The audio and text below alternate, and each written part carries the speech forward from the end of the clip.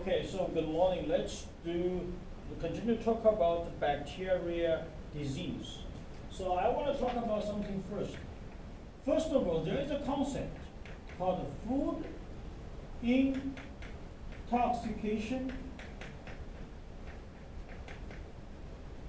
and food infection.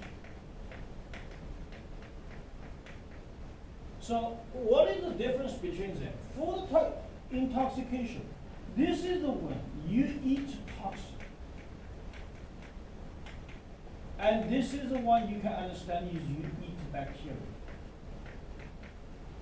That's a major two difference between that. A good example, Staphylococcus aureus, Bacillus, including Clostridium.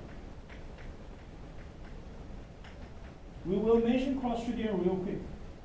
Eat a bacteria, which is a foodborne pathogen, like E. coli, O157H7, Salmonella. Okay, so what's the difference between these? First, the E toxin. This is usually have a very short infectious time, usually 6 hours. You have vomiting, diarrhea, and nausea. But this is the one usually take a little bit longer. Okay, usually a little bit longer, maybe 12 to 24 hours. Now, each toxin, if you're eating the toxin for the food intoxication, even you use cooking methods, sometimes you're not going to solve the problem because the toxin is already in the food products. But eat bacteria, which is we call about food infection, usually you do a rough cooking. You can kill bacteria, you solve the problem. Okay, so that's some difference. I want to mention the first concept. Now, second, I want to talk about a group of bacteria called Clostridium. So that's what we're really going to focus on today. Okay. So we take. Let me just draw right here. So Clostridium.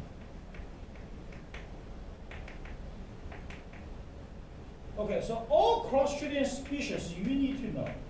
They are all gram-positive, large, endospore-forming bacteria.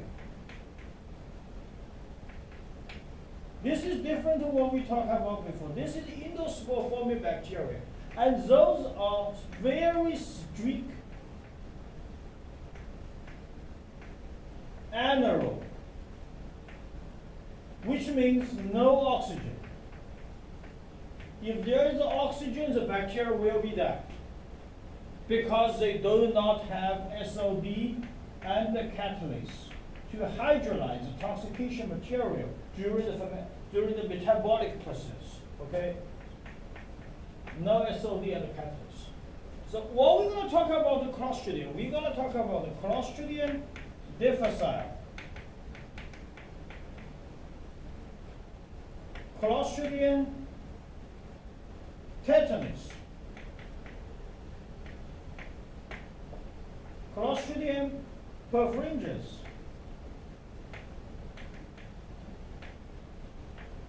and the Clostridium botulinum. Okay, so these are the strains we're going to talk about. So number one, this is number two. Now let's talk about these one by one. So first of all, let's talk about Clostridium difficile. Clostridium difficile, we also call it CADIF, acronym CADIF. What happened? This is, we also call it a nosocomial infection. Another example we mentioned, MRSA, is that right? Methicillin-resistant Staphylococcus aureus. So this guy, this infection happens in the hospital. Now what happens? Usually it is about 60-year-old people using antibiotics very intensively for 7 days to 14 days. Now what happens? You will have water diarrhea. And then what's going to happen? You will have a colitis. So we also call it nosocomial colitis, which is we call it a hospitalized colitis. Now what that means, you will see you have this type of target pseudomembrane.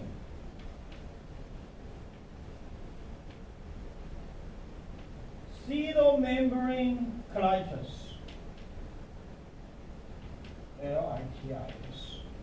And when you see the pseudomembrane, you also will see there is some of the color there. I don't have red pen.